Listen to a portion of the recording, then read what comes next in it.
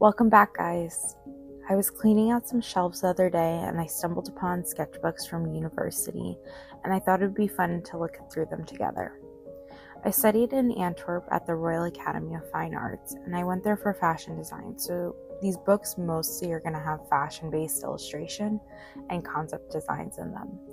I haven't seen them in about 7 years now, and wow, does time fly. But I thought it'd be really nice to kind of go through them and see what I was thinking. For the first topic of the skirt, I was drawn to macro photography of insects, as well as a book I had on paper sculptures. I thought it would be interesting to combine these two topics and explore them further. Some of the sketches that you're seeing, I did on a cylinder and not on the human form, which you might think is a little odd.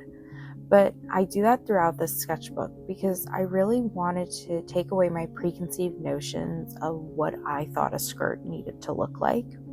I drew on a cylinder because I wanted to let my imagination soar, and then later I could taper it down to something more based in reality.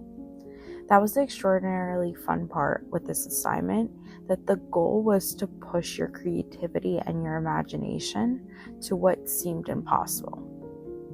I also have drawings I did of close-ups of the insects, and then I would cut them apart and place them together to see if I could make interesting or unique silhouettes in a way that I haven't seen previously.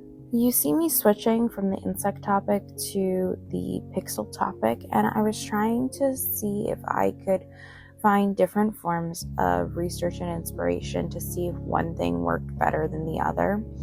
So for the pixel topic, I was trying to combine it with an artist's work that worked primarily with beads and stringing them up and building different objects that way, which I found really interesting.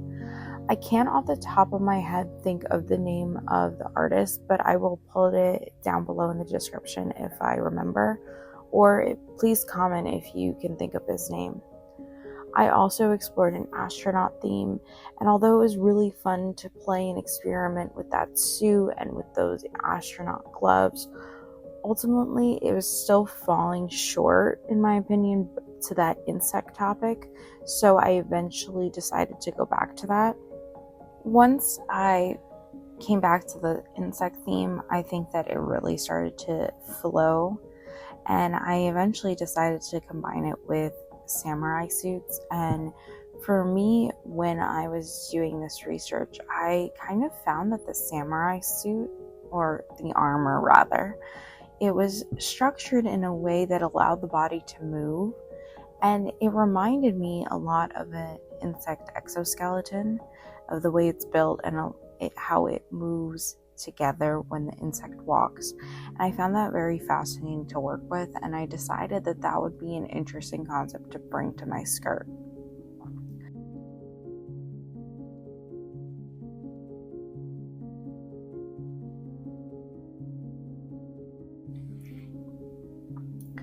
This concept book for the skirt in general, we eventually did execute it in a muslin material, which is a cotton fabric that is used for mock-ups for design houses or just designers in general, or even if you're sewing, is a cheaper fabric, and it has a nice structure to it because it's like a thicker cotton, and it's just beige, it's simple. So the idea here really was to focus on form and silhouette and see how far we could push that further.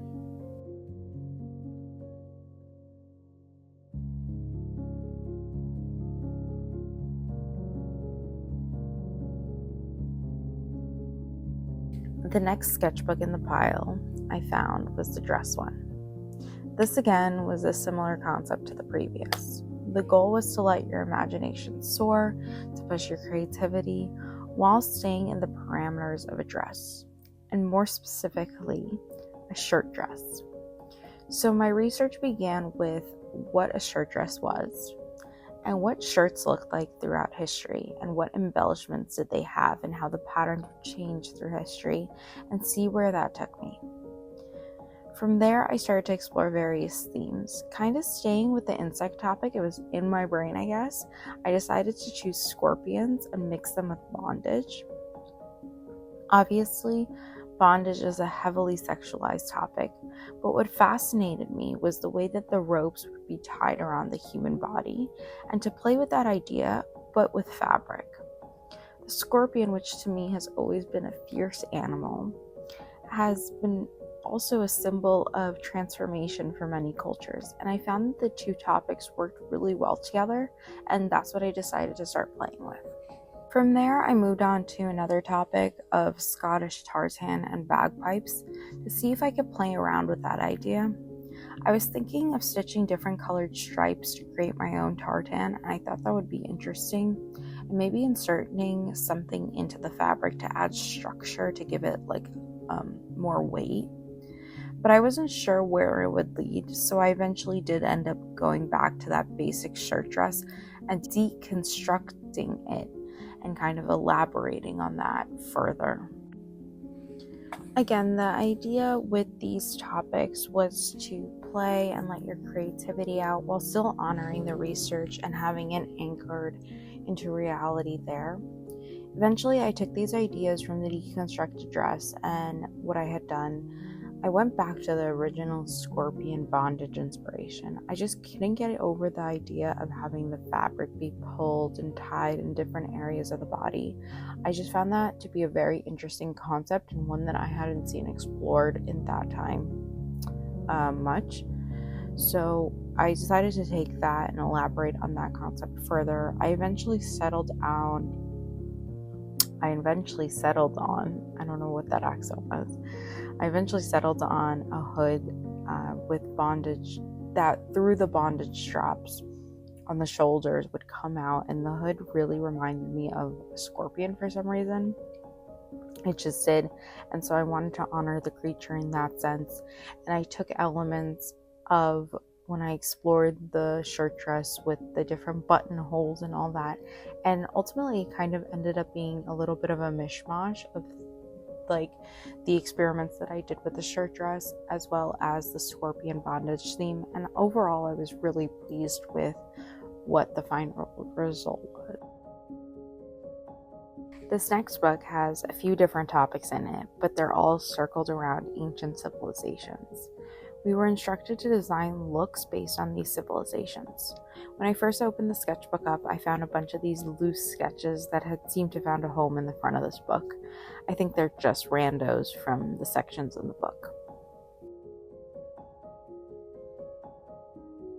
The first civilization was ancient Egypt, and this one probably had the most amount of research to jump into as far as the preserved artifacts, the mummies, the hieroglyphs. You could see in each section as well. I combined the inspiration images into a collage form on the first few pages to get myself sorted before jumping into the design process. As well, with each ancient civilization, I also combined it with another topic. For this particular one, I decided to combine it with the Maasai cultural beads. I found that the colors and the way that these beads were worn was just so beautiful and was a very interesting mix with ancient Egypt. So I started to explore the way that they could work together in the designs.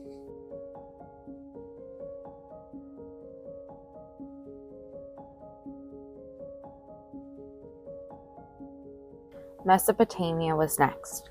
I decided to combine the topic with Ciro in Babylonia, which is an Italian opera, which tells the story of the Babylonian king being overthrown by a Persian ruler, Cyrus the Great. I focused on the structures in Mesopotamia, since there wasn't as much research to pull from as, in Egypt.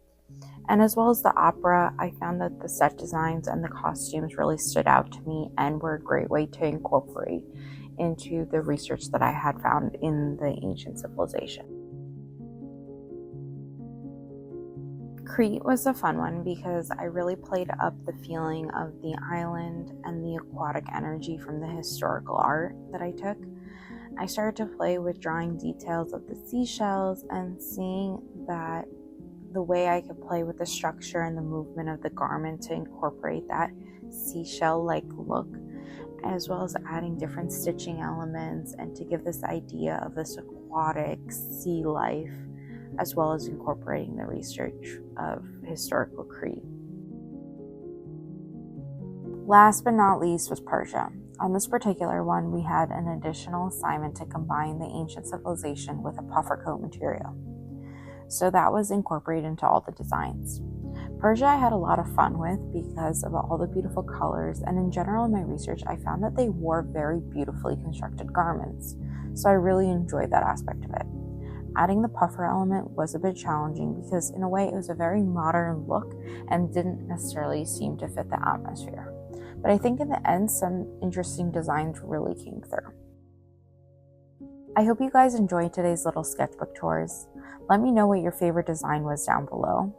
Remember to like and subscribe, and I really hope that you get out there and have a lovely day, and get out and create something beautiful. See you guys next time.